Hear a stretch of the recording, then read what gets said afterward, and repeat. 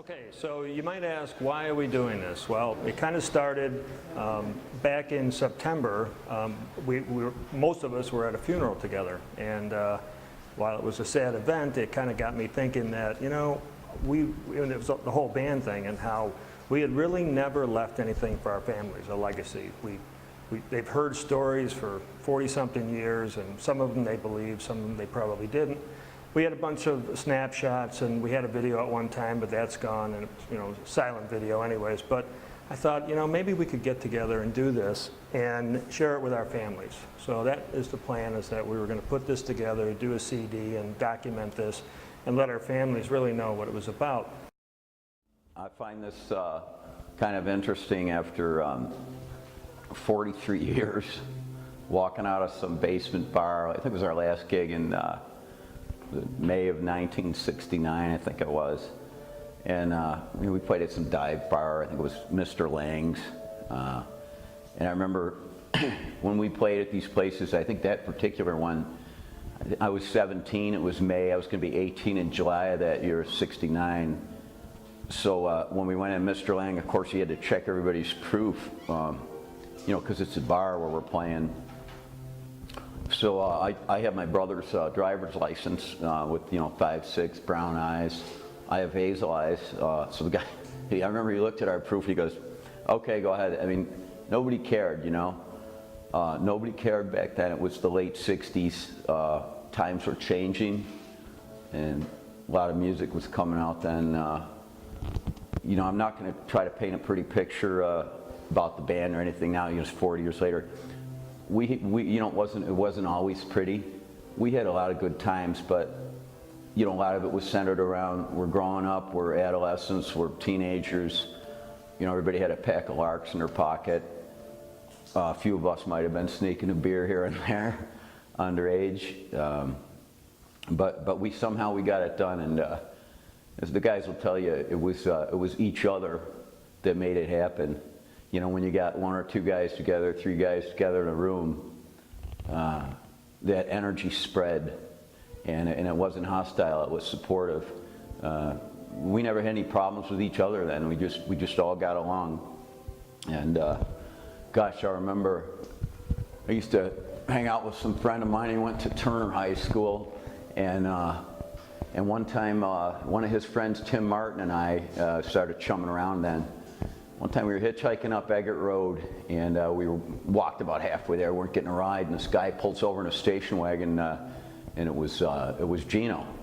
And you know, where are you going? We're just going to Minnesota. Okay, hop in. And turns out Tim knew this guy. You live on Bame, I live on Eggert. Hey, I think I remember seeing you at grade school. So they kind of started the Gino-Tim connection there. Hi, my name is Gino, and actually, I started out in the band as the GGB, Go-Go Boy, and actually graduated up to being lead singer. But anyways, I wanted to sort of start at the beginning for me, as like Bob said about picking Tim and him up on hitchhiking up Eggert Road. Is sort of like the beginning of an entire life change for me. It's like through the two of them, I met all the band members, and I actually became friends with everyone. And before that period, I really didn't have any male friends. I was sort of what you'd call a mama's boy in a way, and anyways, but I was, and anyways, and I was a little different from these guys, and they all accepted me for who I was, and it changed my life. I mean, it was just like, well, we became such good friends. We did everything together. And it's just like, I don't know, without the encounters and the friendship that I had with them, my life would have been a whole lot different, you know.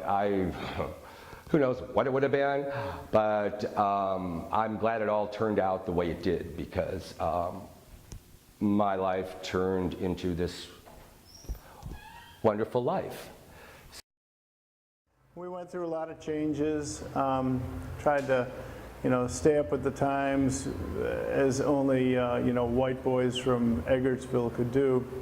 But Gino tried real hard to influence us. Gino, he got into a real black phase. No disrespect intended to anyone, but he got into a real black phase. He was listening to, I think it was KBLX, and some of his favorite songs were "Hey Joyce," and I don't know, a bunch of other ones. So he decided that we all ought to kind of look black. Andy, or Andrew, went along with that, and he wanted us to sing Exodus. He wanted us to sing I'm Black and I'm Proud. That one never went over very well. But Gino actually had us go down on Utica Street to buy clothes. I don't know if anybody remembers that or not, but we had pink shirts and purple ties or something like that. Was it not Utica? What street was it? Oh, I have no idea. I don't remember that. Well, okay, you may not remember it, Gene, but anyway, so that was our entry into the wannabes.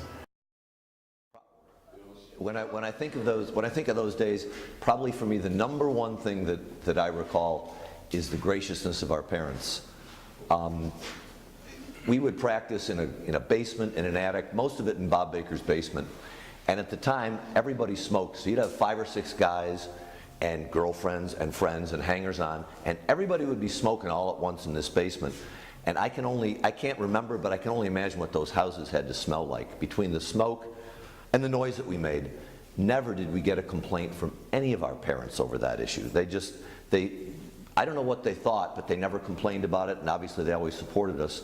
The other thing that they did is, of course, we never had cars. So we had to borrow station wagons, and we would load Baker's or Gene's or my dad's station wagon, load it full of equipment, 5 or 6 guys, and sometimes even towing a trailer. Just did an incredible amount of abuse to this stuff. And again, nobody ever said anything.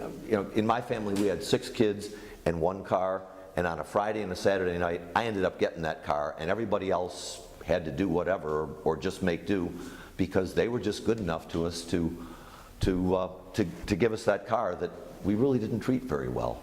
I know I would never be that good with my kids, and I haven't been that good with my kids, and it's just, if there's no way you can even thank these people now except to let you know how wonderful and gracious they were to us. All right, you're actually rolling, so whenever you want to. Testing, 1, 2, 3. Do you have a volume meter on this thing, or you can tell? Hello there, Cameraland. I'm Jerry Keating, the keyboard player in Faith. And this all started for me with my good friend Andrew on drums when we were 15 years old. Andrew's going to probably talk about this too. When we were 15 years old and got in our first band together. It was my first band. My mother bought me a cheesy Farfisa organ, and which folded up into a suitcase, but for me that was a big deal. And we were in a band together on the Lower West Side of Buffalo, and joined another band on the Lower West Side on the Upper West Side of Buffalo. And somehow that band broke up, both of them did. And then one day Andrew gets a hold of me and says, hey, I'm in this other band out in marvelous Eggertsville, New York. And we go out to Eggertsville, New York, and as I recall, there was a rhythm guitar player who I won't name, who I wonder, why do they need a keyboard player in this band? They already got like 6 people. They got singers, and I think Gino was a go-go dancer or something in the band at the time. A good one, I might add. And, but the rhythm guitar player seemed to have drifted away at some point, and I joined the band. And kind of going back, I started playing drums when I was 13 because the girls liked drummers, so I had to be there. And one time I was practicing up in my parents' attic, and my mother walks up with this guy, some guy named Zach, and says, this guy wants to talk to you. And he said, hey, I know a band that's looking for a drummer. And I said, sure. I was between bands. So that band consisted of Jerry on Farfisa, the fabulous Farfisa organ, and a couple other guitar players. And we practiced, during the summer, and we played one gig at a little first communion party. So there's a bunch of 8-year-old kids running around. And we also learned about the grounding of microphones and amplifiers and guitars are totally different. And so we had another gig lined up. I don't remember what it was, but my appendix decided to leave my body, and I was in the hospital for a week and wound up missing that gig. And then eventually we wound up playing for, as Jerry had mentioned, the Upper West Side Band, which was a band out of my high school that they did pretty well, and most of the guys had gone to college. So they had an opening for a keyboard player and a drummer. And I couldn't tell you if we played there or not, but I wound up leaving.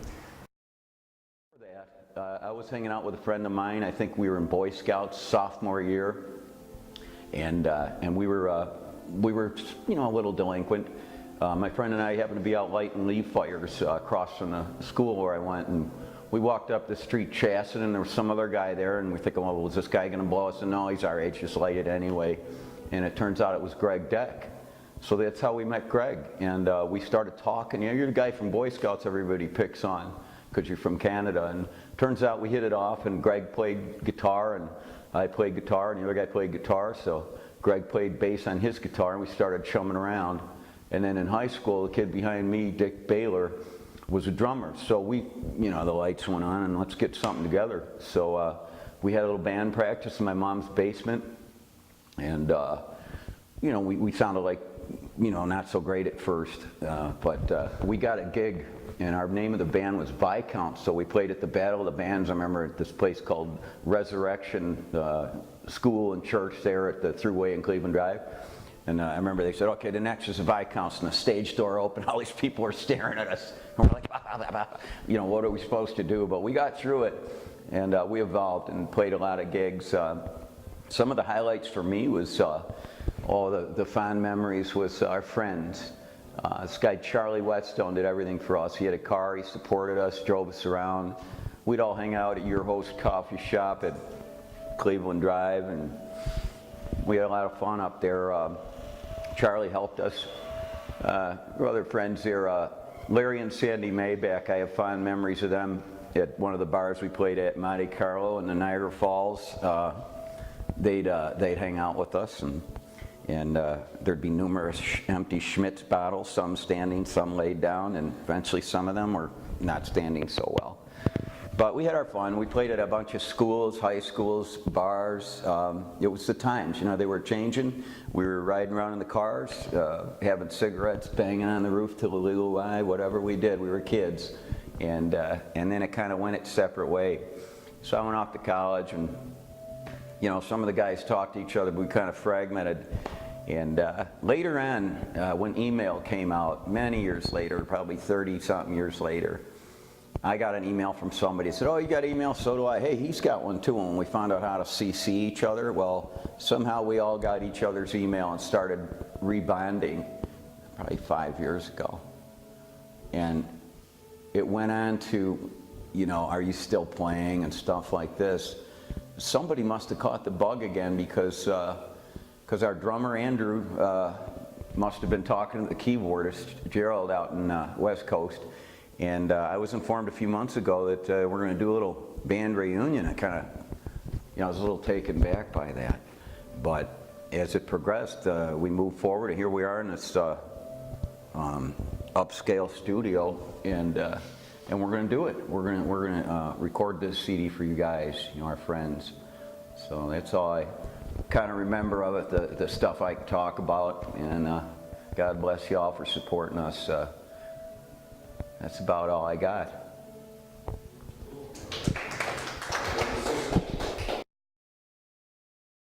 One of the things that struck me immediately was with the people in the band was that they all actually got along. There was usually, in some of the other bands I'd been in, and I was in one or two in between bands with Andrew, there was usually either the clique, a couple people over here, and they hated that guy over there, or somebody didn't like somebody, and somebody ran the band and somebody else shut up and played, and he was never that good, and that kind of thing. And this band was so democratic and egalitarian, and people actually hung around together after the fact. They were friends before the band, they were friends in the band.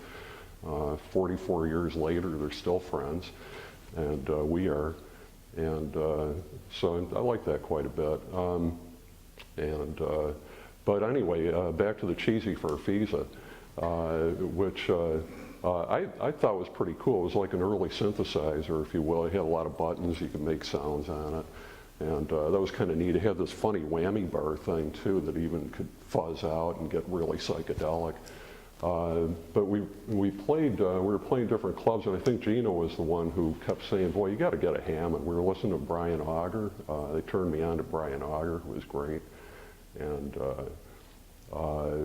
so we ended up at some point playing at this bar Maxwell's on Main and Ferry, right? Main and Ferry. And they had a beer soaked Hammond C model. That was the old 1946 or something. No percussion stop on it, for those who know. And a Leslie, and they had me set my Farfisa up on top and mix in some of the Hammond instead. And it actually sounded pretty good. And so we did that at least once. I think maybe we played there a few more times. And the band was pretty much like, you got to get a Hammond, you know, you got to get a Hammond organ. And so I went to my mom and I said, Mom, the band says I got to get a Hammond organ, so you got to lend me $800, which wasn't bad in those days for the Hammond and the Leslie, as I recall. And so we got this thing. I don't remember, we rented a van or something, maybe a U-Haul van to go pick it up.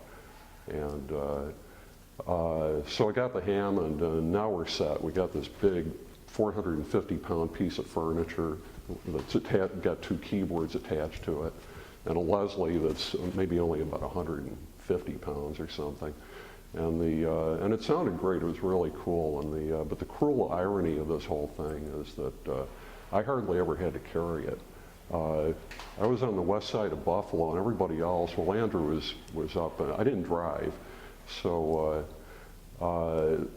they're up in Eggertsville going from wherever we played to practice somewhere else we played, and I'd show up finally for practice or at the gig and find out, like, oh man, what a beast moving that thing was yesterday and last night. And except that Andrew and I didn't have room for this thing in my house, so in my mother's house, so when we weren't really using it, we'd keep it in Andrew's, and there'd be, I think between us we weighed about 200 pounds, pushing this thing up the stairs, 450 pounds, remember, up a flight of stairs to get it into his house. And my fondest memories are of course, sliding it downstairs at Mr. Lang's on Main Street, which was had an incline of about 45 degrees and maybe 30 steps to it. They were about this close together, and if that thing ever let loose, somebody was going to die. And then taking it out, yeah, so it was actually easier than bringing it in because they were worried it was going to take off on you. And taking it out, you get everybody in the band behind it and just keep pushing it up the stairs till you get there. And then next story. When you're a young kid in a band, at least at that time, we never had any money. And I wanted in the worst way, I wanted a dual Showman, which was about yay big, a great big bass amp, which was $900, and it was completely out of the question. So what I ended up doing is, the fellow next door was an electrical engineer, and he helped me build a tube amp. It's called a Dynaco. Soldering stuff at nights in his basement. When it came time to actually get the amp, I went and I found a carpenter, just putting an ad in the paper, and I got the dimensions for the dual Showman, had him build me the whole cabinet for 60 bucks. I kind of pirated the thing, bought the speakers, put them in, and I probably ended up doing the whole thing for about 300 bucks. But that's all you could do at that time. I have no idea what happened to it, but that's how you did equipment. The other part of that I remember is, unlike today, everything back then was tubes. And almost every drugstore you'd walk into had this thing. It looked like a little pinball machine, but it was a tube tester. And on the face of it, you had all these little sockets, and you would take periodically the tubes out of your amps, and you'd go check them out. You know, and if it was blue with a little yellow on it, it was okay. The last thing you wanted on a job was orange and whatever it was, orange and yellow, because then you were done playing for the night. Today, those tubes are probably $100, $150. Back then, it was $7 or $8, and it was still like a whole lot of money.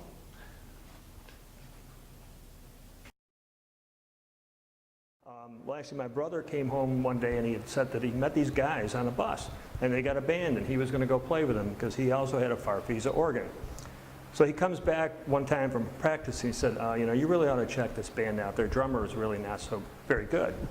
So I said, okay, and we made arrangements to go. My mother drives me there, drops us off. We set everything up, and I kind of just warmed up with stretched my wrists out and played a little stuff on the hi-hat to just get warmed up. We agreed on a song to play, and we started playing it, and about 4 bars into the song, everybody stops and they're laughing. And my first thought was, my brother set me up. The other drummer was fabulous. Well, it turned out it was the other way around. So I don't remember whether we rehearsed or not, but we made an arrangement. They were playing it someplace, and we made an arrangement that I would go there, and I think the song was Louie Louie. I don't remember, but we had practiced the song, and I was going to do a solo and that thing. So we went to my brother and I went to the thing, and they talked this drummer into letting me play. So we got up and played, and the first clue should have been that I knew what I was playing with the guys. Went into the solo, finished up the song, and I could tell it's his school because there were angry people there. And as Jeff and I were walking out, people were yelling not so nice things at me. Well, then sometime later, I don't remember whether they called me or I called them, and they said, you know, we'd really like to have you play. Oh, yes. Tracy's going to cut these up too, so I'm not worried about it. We didn't always get paid a lot of money. So whatever we had agreed on was really important to get. And sometimes people would try to cheat you out of that. So early on, we went to a cousin of mine who was a lawyer, and we asked him to draw up a contract. And really all it said was, we're going to play this long and you're going to pay us that much money. So one real memorable time I remember was playing at a Catholic girls' high school. And one of the songs we did was called The Pusher. And if you've ever heard it, the refrain is, it's kind of asking God to send this guy to hell in a real succinct, in a real, pointed way. And yes, the nuns didn't like the line, "God damn the pusher." And so they came to us after we finished this set, and they said, "We're not going to pay you for this gig." And it was Andrew who held up the contract and said, "Oh yes, you are." So we got paid at Bishop, whatever it was, but they never asked us back.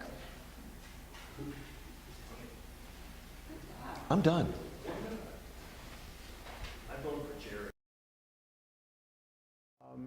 But we had lots of fun. We practiced at Bob's house mostly. We practiced at my house a couple of times. Contrary to what Mr. Deck has said in the early part of this interview, our parents weren't always kind, at least mine wasn't.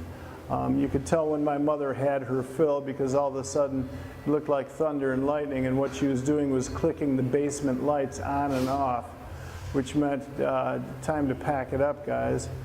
And once in a while we'd practice in my backyard, and a gentleman who lived a couple houses away from us would always yell over the fence that it sounded like somebody was killing a cat. I'm pretty sure to this day that that's when Gene was singing, but I can't be 100% sure of that.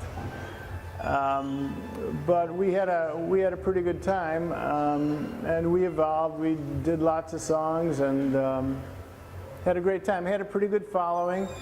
We played not every weekend, but we played lots of weekends through the courtesy of Miss Judy Jason, who is our manager. I'm certain right now that there's a place in Hades for her, and she's lighting her cigars with all the $100 bills she made off us, while we earned $1.35 at the gate. So anyway, I'm not sure what else to say. I've run out of things to say. Let's see. No, I can't say that about Bob. Bye now. Bye, kids. You good then? I'm done. All right. And Jeff and I had always had an arrangement that we would never get in each other's way musically. So I said something to him, he said, yeah, fine. And kind of the rest is history. And then as we talked earlier, I brought Jerry in because the rhythm guitar player just really wasn't contributing much to the band. But Greg has already talked about the contract story, but that saved us a lot because what we had a contract that said we were playing from this time to this time, and this is how much you're paying us. And there were a couple of gigs that we made the mistake of playing for the door. But they would always let the first 50 women in for free. And one night, it was at a college bar, but apparently it was spring break. We made $1.46 a piece. That was our take of the thing. But also along with playing, most of us had to work, or some of us actually had to work. We would have to pick up Greg from Sizzler's Steakhouse or something to go to a gig. And I worked at a hospital in the kitchen 7 to 3 in the morning, at least on the weekend. So we would play Friday night. And someone would drop me off at the hospital at 3 or 4 in the morning. I'd go and lay down on a bench in the locker room until the first person came in and would wake me up. Get off at 3, maybe get a nap, and then we'd probably be playing again that night. So it was, didn't do a lot of schoolwork. Let's just say that way. That was kind of low on my priority list. I barely got out of high school, but playing was it. But then my parents, all the time I was playing, they said, you know, you can't depend on music for a livelihood. They grew up around musicians, they worked around musicians, and they all worked 2 or 3 jobs. So they said, you know, you're going to be teaching, you're going to be doing this, you're going to be playing that. So I decided, well, it's time to think about doing something other than playing. So I left. The reason the band broke up is I left when I graduated from high school and moved down south and became an apprentice electrician. And I did some playing around there, mostly commercial music. But eventually I came back up and I said, you know, I'm done playing. I went to college, I got a good job, I was getting insurance and benefits, and I thought, you know, I'm making good money, I'm not gonna do this music thing again. So for 40-something years, I swore up and down to everybody that I'm never gonna play again. And but I'm gonna continue to play, and they're all giving me a hard time. You're the one who said you were never gonna play again, so I'm gonna continue to play. So anyways, and then just being in the band was so much fun. I had never, you know, I mean, I didn't play any instruments, I didn't do this, I didn't do that, but you know, I played the tambourine, and I just had a great time doing it, and it was like the most fun I'd ever had participating in being in a band. And then when I became lead singer, the very last part of the whole life of the band, whatever, it was like, up to that point in my life, it was definitely the most fun time I ever had. I mean, it was a little scary sometimes, but it was just unreal wonderful. It was just so fun. There's nothing like it. And a few places that we played, one I remember the most was the Monte Carlo, because it was so fun. I mean, like Bob's sister, my sister, all our friends, they all came. And when you have that kind of support, it's just like, you know, you tend to do your best, and you just have a real lot of fun. And it was wonderful, and it was just absolutely wonderful. So anyways, I mean, it's so wonderful that all of us are still very, very close friends, and we keep in contact. I'm not really the techie kind of guy, so I don't email like everybody else does. But, you know, I'll pick up the phone and call, you know, when I want to talk to somebody. But but I love them all, and it's just like, hopefully we will be close forever, because it's great. Thank you. I get emotional.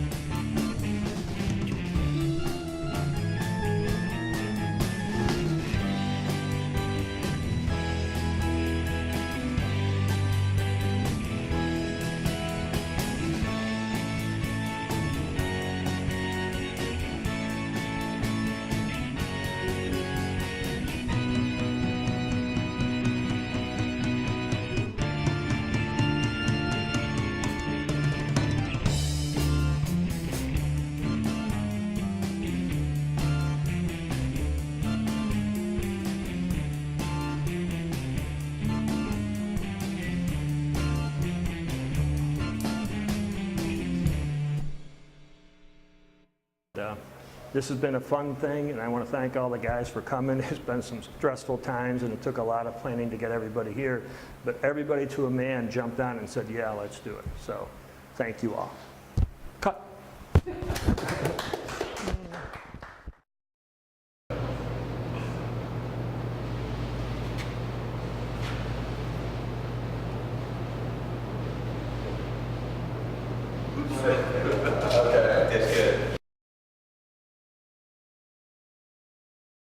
Like who sings lead like every or whatever, Well, you know? that's what I was For trying me to to do do today. 2 in a row, I mean, seriously, I really don't know how to sing like from your stomach kind of thing, and my throat just gets, especially doing it over and over again. Take the suggestions Tim has, because you need to learn. I know, but it's When, like when I you take a can't- breath, don't do this. Expand. You probably, You're using your diaphragm. That's what you got to use. You know. You know, You don't, I'm trying to you don't do- sing from your throat. I'm trying to do that, but it don't. I mean, You know, the problem is you're not going to become a different singer in a week.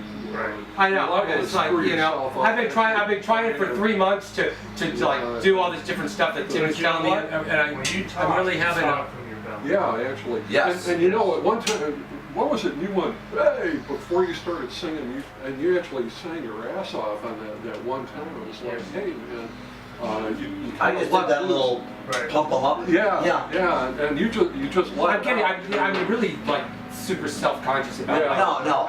You know, but I am, man. It's just like, but, you know. but what you need, what we all need, is exactly that. It's just, Yeah, Bob calls it, kick ass and all that, but it's that idea. It's I was just almost let her rip, man. going to tell you to just turn around and like look at the wall or something. And it's not like I was too. I get a like anxiety ridden and stuff. I'm like, holy, Well, I've been freaking out for like 3 months now over I do this thing. for every situation almost. I get like all like, Well, you Like covered, today? you I covered it settle really in. well. And then I settle in. Yeah, it happens. Really? Yeah, and then I'm But okay again. You were really prepared. I get like You came everything ready. sets me off. You know, I thought I knew. I mean, seriously, I've worked on it a lot. I've been singing this stuff for like 3 months, all the time in my car. I know the lyrics down, blah blah blah blah, all this shit, and then all of a sudden, when it just comes down to it, it's just like. Panic. Your mind went. And seriously, man, it's just like, okay, I don't really need the words, but then it's Yeah, you like, do. but yeah, I do, but I know them. And You know what? We're we're gonna give you the music stand tomorrow. Yeah. You gotta bring that, the music stand. And Just a put the monitor. words there. Yeah. Oh, yeah. And a monitor. Yeah. It'll make a Well, world of it's difference. just Anything goes like that. Yeah, for this, you can do that in the studio. Right. or Oh, like sure. Yeah, any but other. still, it's like, You're not performing anywhere. Yeah. no, but nevertheless, I mean.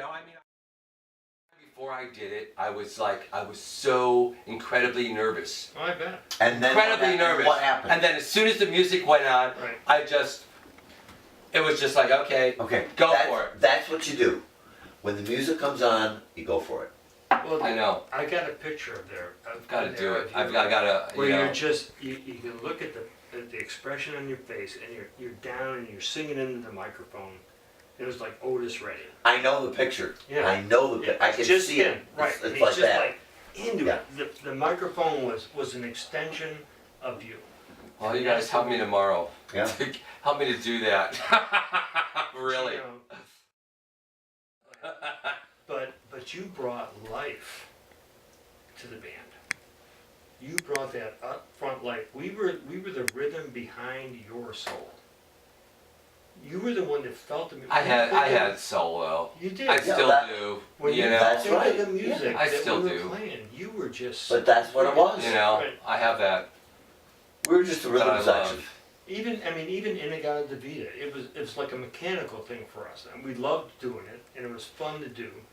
But then you would come on and sing Midnight Hour, Knock on Wood, Mustang Sally, all those songs. It was like you were freaking into it.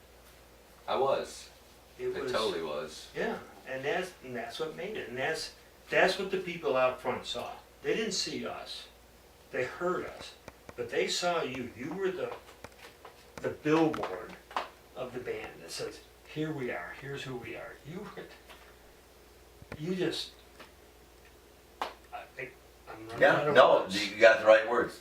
You're right. You were the Well, the thank you. spotlight. No, Thank you, there's darling. no. You were, Thank you, we darling. went to a totally different level when you started singing.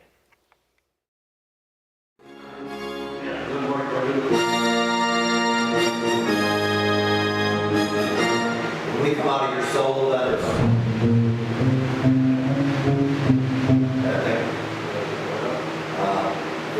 No. After his solo, we go right into what would be the refrain. Yeah. We ended with that home. Okay. So, and then we come in with the regular refrain, and we do the acapella refrain. How many verses is the regular refrain for 2 measures and then the acapella 2 measures? The regular refrain just regular, and the acapella just what would be a regular like. Okay. So the acapella is 2. Right? And then, do you want to run through the acapella real quick? What is it? Love bites, is it mine? Spin side or low or love bites, kind of hold on to your love bites, kind of hold on to me. You're not.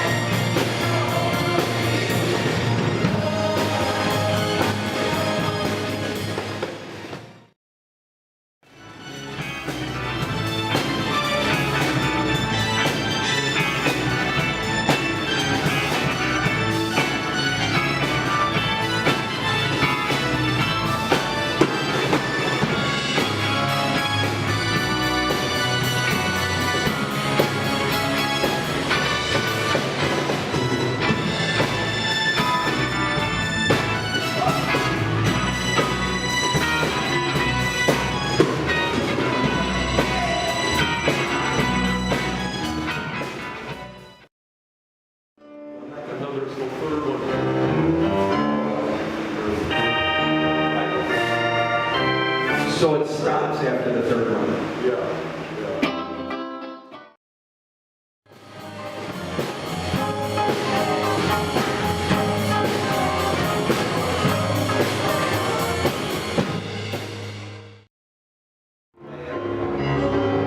That sounds great.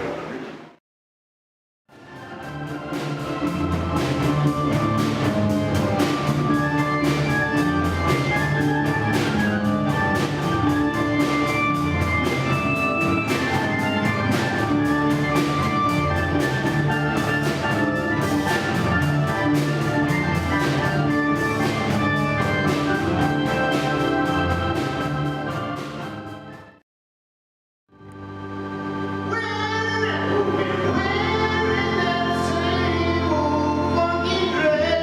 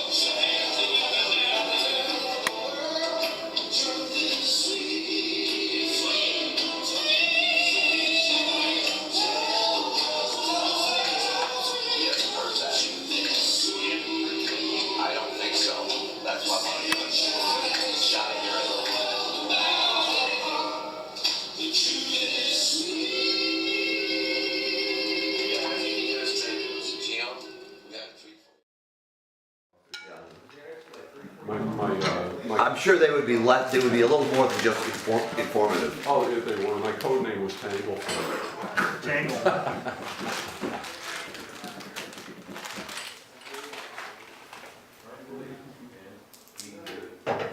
Bob Bailey writes good newsletters too. I'll bet he would. I'll bet, because he has that same kind of, He's a that, technical writer. that dry sense of humor. Yeah. Bubba. Oh, that's Bubba? He was the first guy you probably ever heard called Bubba. Bubba Bailey. It sounds very familiar. I think I probably, I You know, he was at Bolton. He was what? He was at Bolton.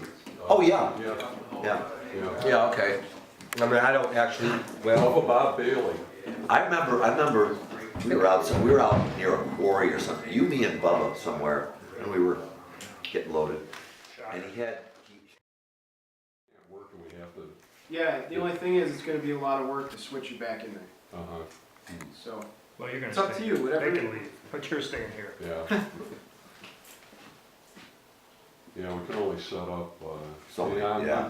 But the distance there, I'm gonna go get you the API. although we could be, let's be democratic Stuff about are this. in here. no, Was that, we use that? probably the visual is gonna be more We're important. gonna be all disjointed. I've been practicing 4 days.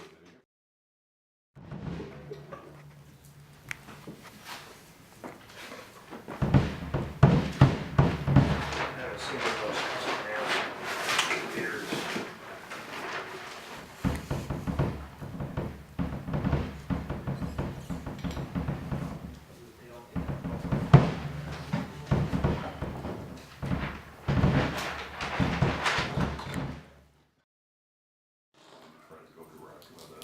Yeah, It's that even would easier. probably sound good. It's easier to deal with. Those are my sound keyboard. Yeah.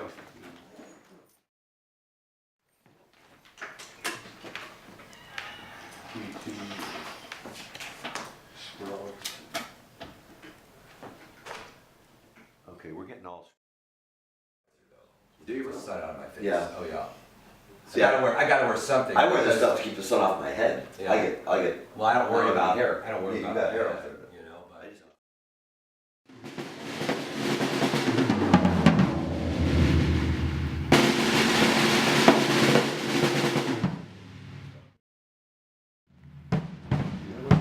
Disposables, right? What's that? Earplugs, I didn't bring any.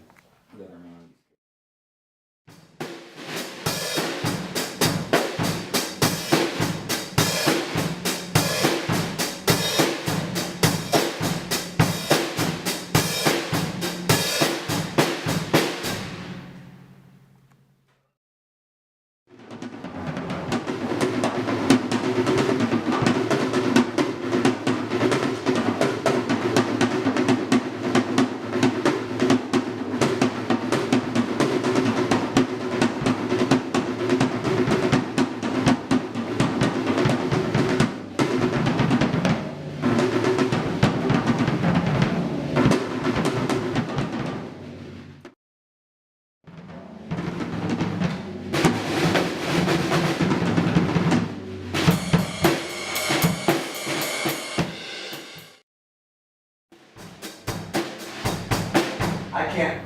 I'm not hearing you at all. I'm not.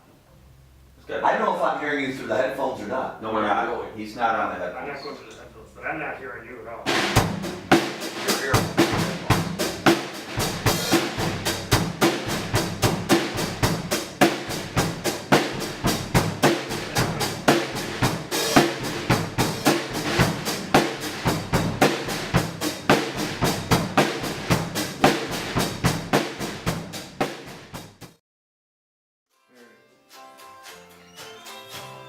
Yeah, bass has got to be louder.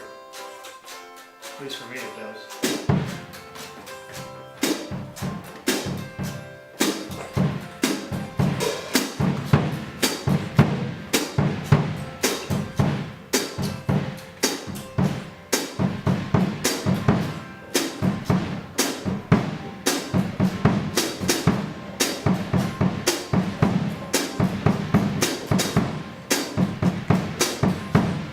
Jerry.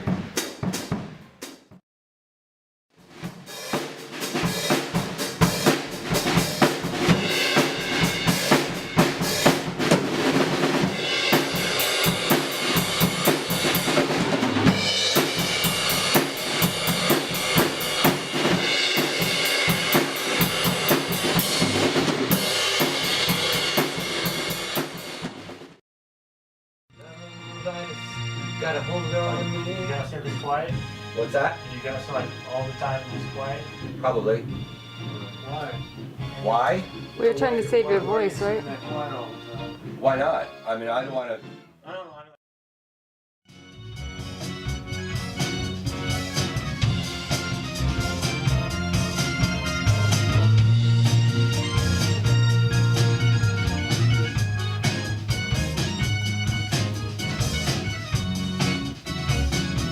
Try it again. Well, there's just a break right here. Well.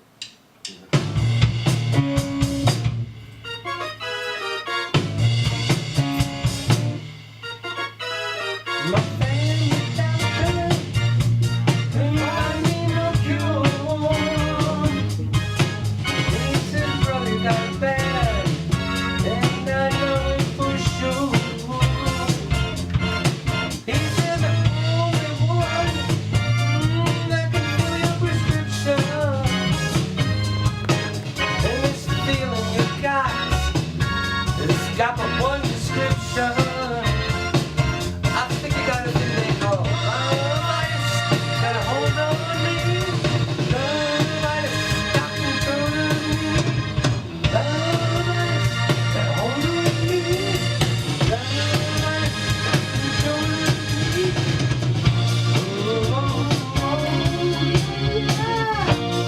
Oh, yeah. Well, I tried so hard, but I couldn't run away. And this feeling I got grows day by day.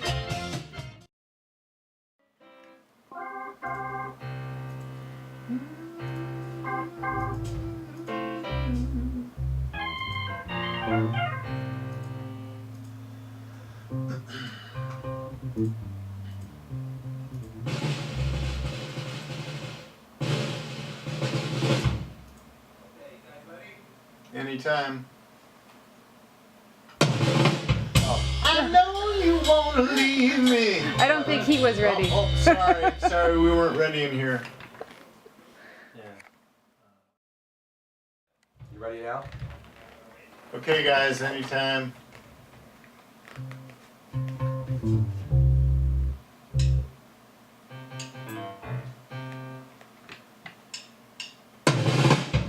I know you wanna leave me, but I refuse to let you go. If I have to beg, plead for your sympathy, I don't mind, 'cause you mean that much to me. Ain't you proud to beg, sweet darling, please don't leave me, girl. I would have thought that was Gino. Don't talk. You started talking Gino's- I was getting ready to count. Gino's Yeah. all of them. The rainbow.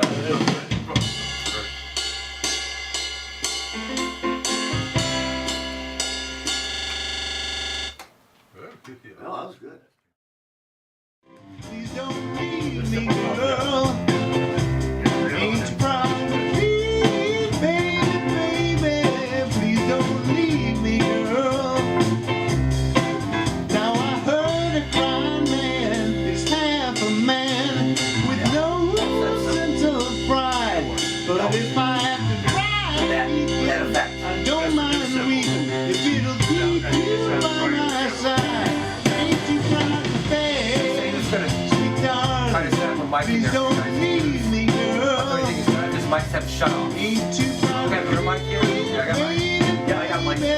Please Okay, don't want me to leave shut off me, then? You know, so you can shut it off in between. Yeah. If I have to sleep on your doorstep all night and day just to keep you from walking away, let your friends laugh, even this I can stand.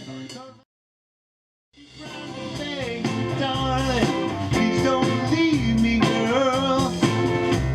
Ain't too proud to plead, baby, baby. Please don't leave me, girl. Much too crowded. Oh, it's crowded. Too crowded. Oh, crowded.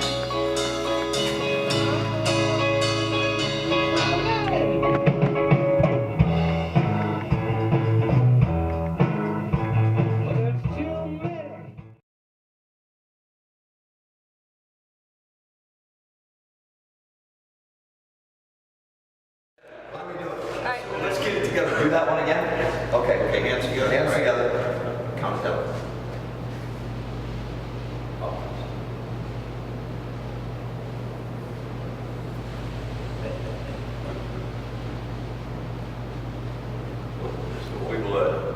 One more time, one last time. Hold on. Let Tracy know. Tracy, give us a count. You wouldn't think this would be that difficult, would you? You do the direction. Really, it's embarrass. You tell us where to go with ours. Do whatever you want. Tell us where. Give us a count. All right, you want another count? Yeah. If I'm holding hands with the guy who's holding hands with Gino, what does that mean? Yeah. Once removed is contagious. All right, you ready? I know you want to leave me, but I refuse to let you go. If I have to beg, plead for your sympathy, I don't mind, 'cause you mean that much to me. Ain't too proud to beg, sweet darling, please don't leave me, girl. Don't you go. Ain't too proud to plead, baby, baby, please don't leave me, girl. Don't you go. Now I heard a crying man is half a man with no sense of pride. But if I have to cry to keep you, I don't mind weeping if it'll keep you by my side. Ain't you proud to beg, sweet darling, please don't leave me, girl. Don't you go. Ain't too proud to plead, baby, baby, please don't leave me, girl. Don't you go. If I have to sleep on your doorstep all night and day just to keep you from walking away, let your friends laugh, even this I can stand, 'cause I'm gonna keep you anywhere I can. Ain't you proud to beg, sweet darling, please don't leave me, girl. Don't you go. Ain't too proud to plead, baby, baby, please don't leave me, girl. Don't you go.